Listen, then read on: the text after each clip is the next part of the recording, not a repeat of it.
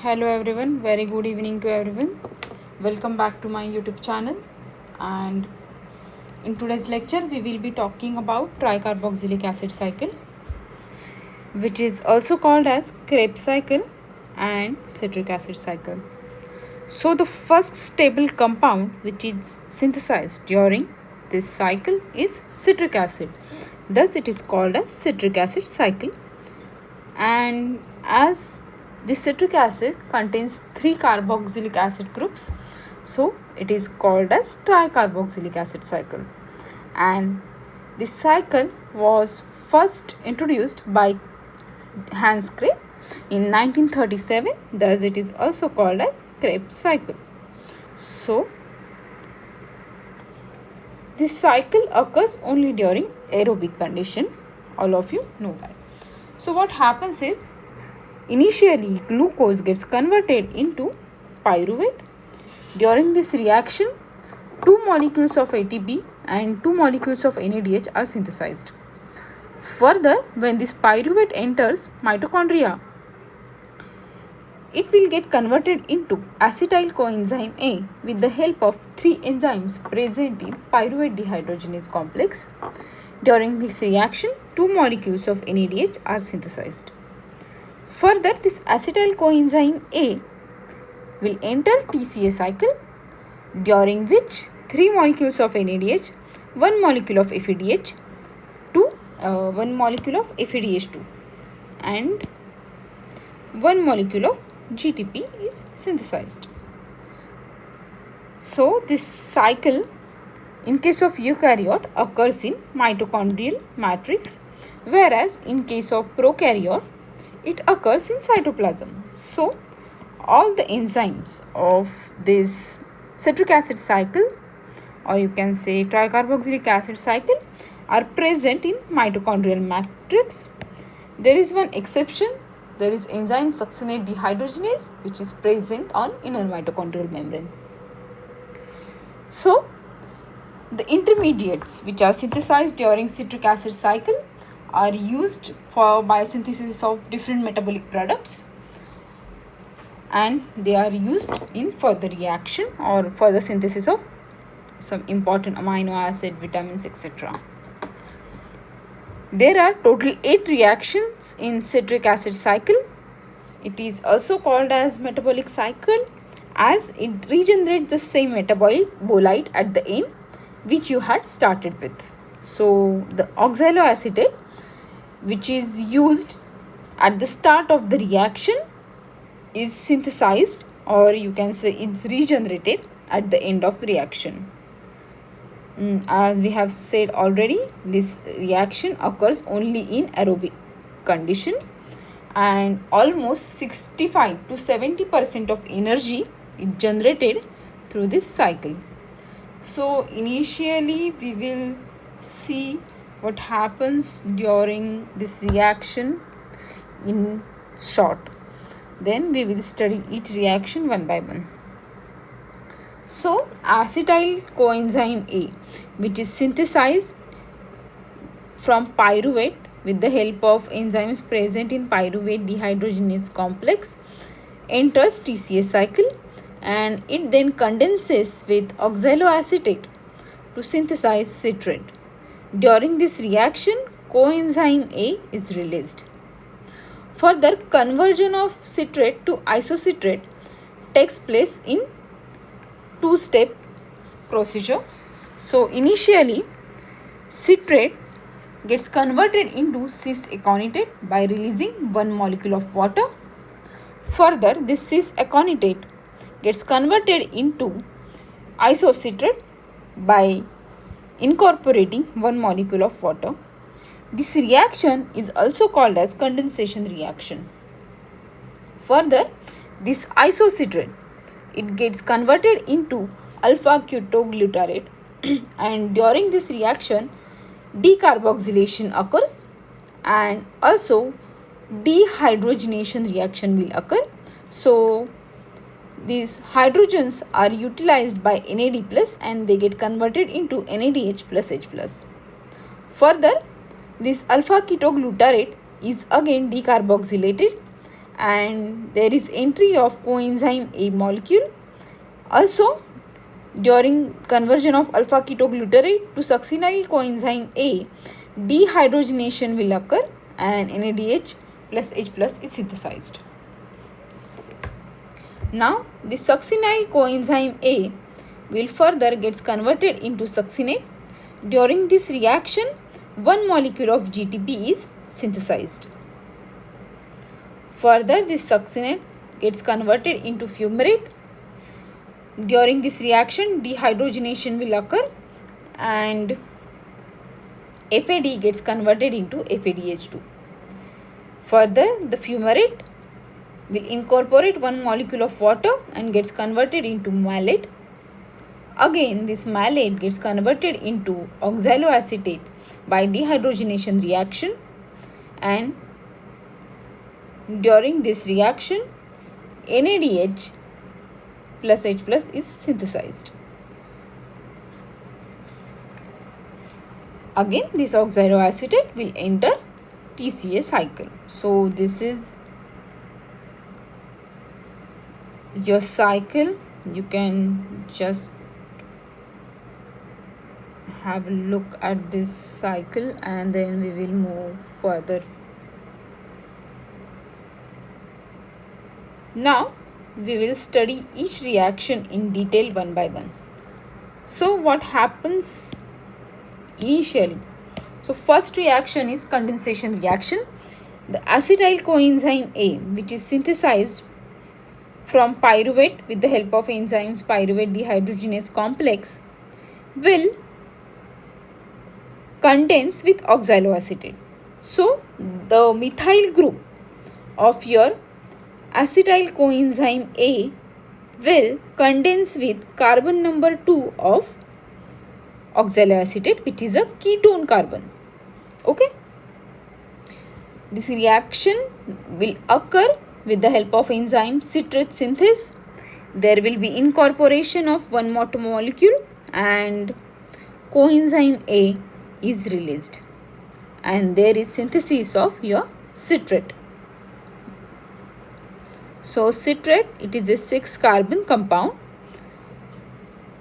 and it is the first stable product of citric acid cycle. Thus the cycle is given name citric acid cycle.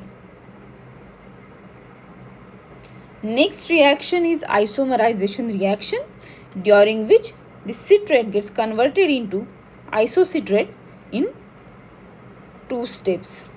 So initially citrate gets converted into cis-aconitate with the help of enzyme cis-aconitase, during which one molecule of water is released. So one hydrogen is released from this carbon, another hydrogen is released from this carbon, and oxygen is released from this carbon. So resulting structure is this cis-aconitate. And again there is addition of water molecule, so that cis-aconitate gets converted into isocitrate. So one hydrogen and one oxygen are added to this carbon and next hydrogen is added to this carbon. So citrate gets isomerized into isocitrate. Next reaction, that is conversion of isocitrate to alpha ketoglutarate. So this isocitrate, it is a 6 carbon compound and your alpha ketoglutarate, it is a 5 carbon compound, right? So during conversion of isocitrate to alpha ketoglutarate, there is decarboxylation as well as dehydrogenation reaction will occur. So hydrogen atoms which are released by isocitrate are accepted by this NAD plus, and NAD plus gets converted into NADH plus H plus. So from this carbon CO2 is released and this is your resulting structure. Alpha ketoglutarate, which is a 5-carbon compound. This reaction occurs with the help of enzyme isocitrate dehydrogenase. And this is first oxidative decarboxylation reaction. First reaction. Okay. First oxidative decarboxylation reaction.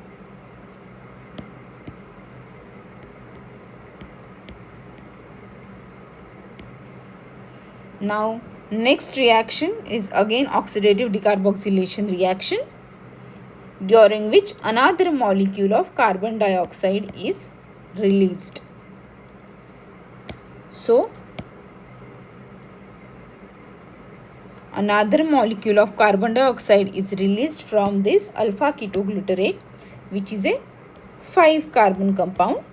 So, now one carbon dioxide molecule is released. So, succinyl coenzyme A, which is the resulting compound, is of 4 carbon. Okay.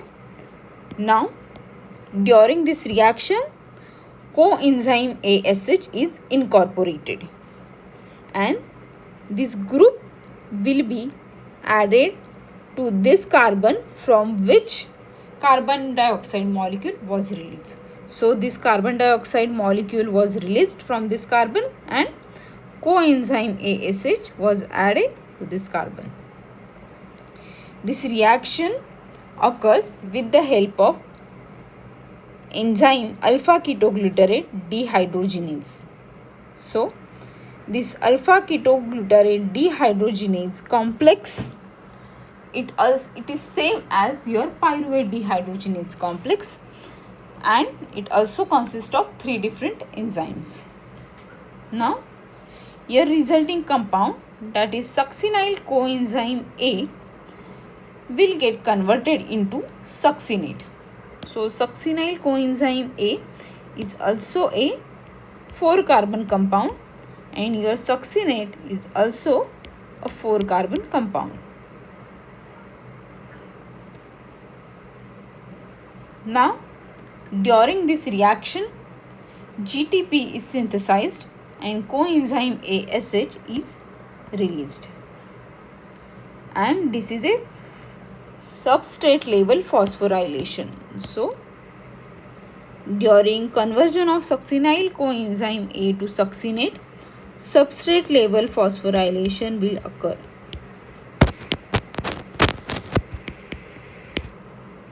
And this reaction occurs with the help of enzyme succinyl coenzyme A synthetase. Next reaction is dehydrogenation reaction. Next reaction is dehydrogenation reaction, during which your succinate gets converted into fumarate. So, as this is dehydrogenation reaction, one hydrogen molecule is released from this carbon,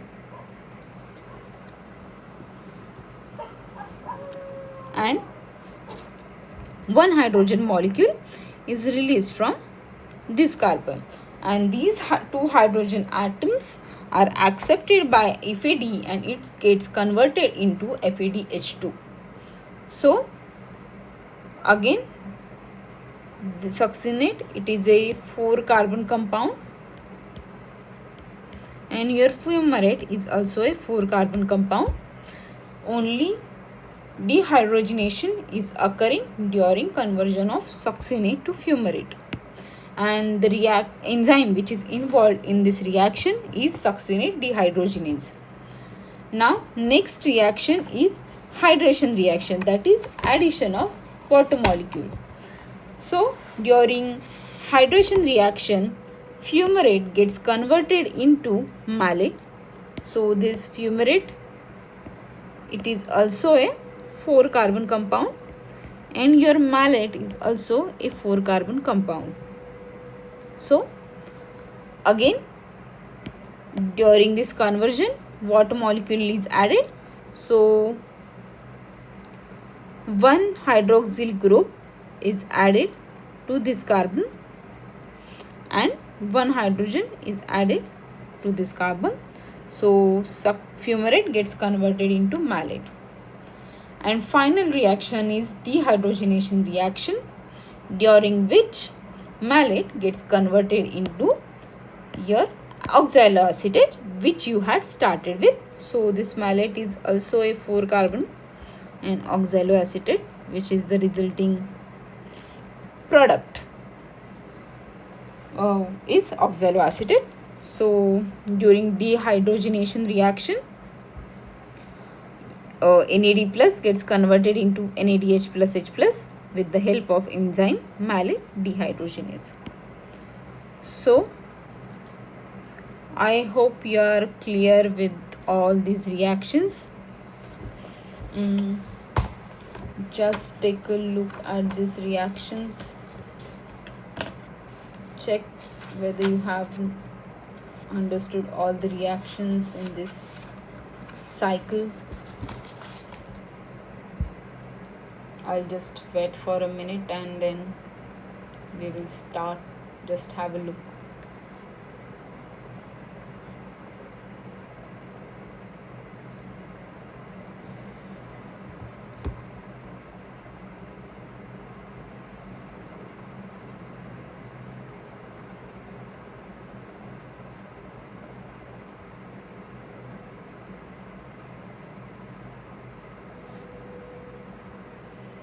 Now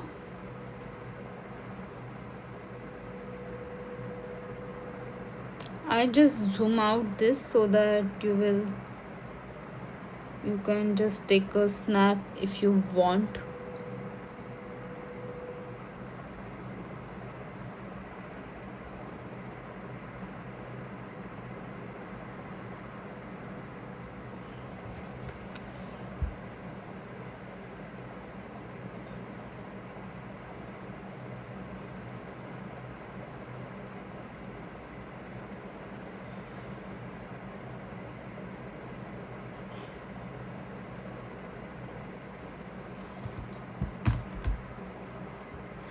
In this pictorial representation, I have not shown whether the reaction is reversible or irreversible.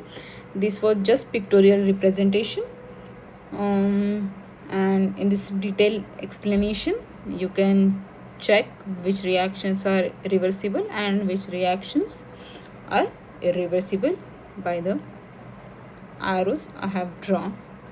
So next net reaction is you have incorporated one molecule of acetyl coenzyme A, oxaloacetate, 2 water molecules, 3 NAD plus, 1 molecule of FAD plus, 1 molecule of ATP, ADP or PI, or you can just say GTP in this case, GDP and PI. So resulting structure is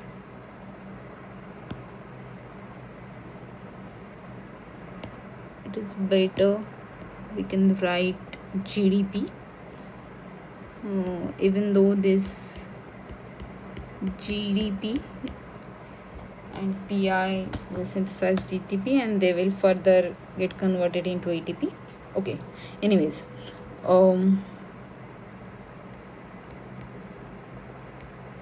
so you have incorporated acetyl coenzyme A, oxaloacetate, 2 molecules of water, 3 molecules of NAD plus, 3 molecules of NAD plus, 1 molecule of FAD plus, GDP and PI, and you will get oxaloacetate, 3 molecules of NADH plus H plus FADH2 and GTP, and 2 molecules of carbon dioxide are released during this reaction. So let us talk about net gain.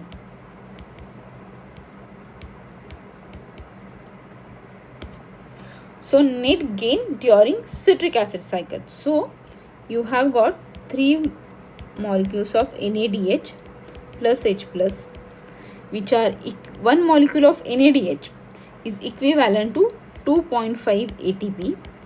So 2.5 into 3 is 7.5 ATP. Then you have got 1 molecule of FADH2,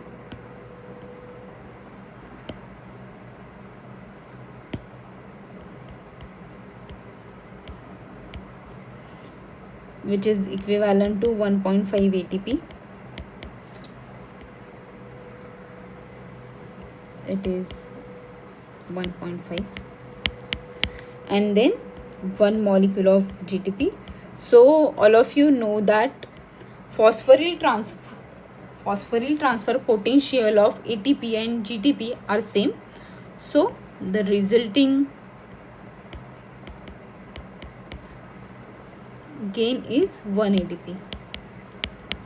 So total amount of ATPs that are synthesized during citric acid cycle is 10 ATP. Okay.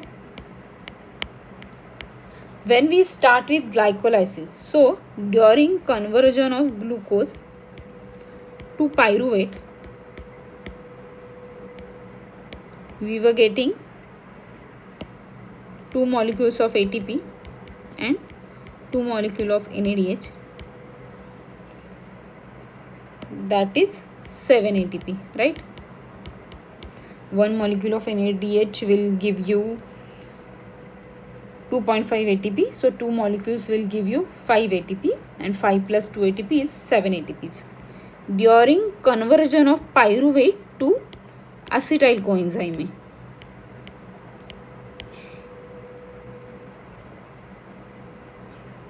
you were getting 2 molecules of NADH. Here I am considering 2 molecules of pyruvate are entering PDH complex, and you are getting 2 molecules of acetyl coenzyme. So this corresponds to 5 ATP. And now when this acetyl coenzyme enters TCA cycle, so as 2 molecules of acetyl coenzyme we are considering, here net gain is 20 ATP. So during this entire reaction from glucose to TCA cycle, net gain of ATP is 7 ATP plus 5 ATP plus 20 ATP. 7, 5, 12, 12 plus 20, 32 ATP. So during this overall aerobic reaction, net gain of ATP is 32. So just have a look at this reaction, and then we will stop here for today, and we will see you in next lecture. So I hope you have got all these points. Thank you so much.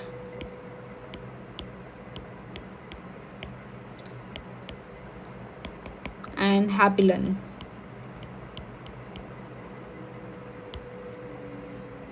Thank you, Arvind.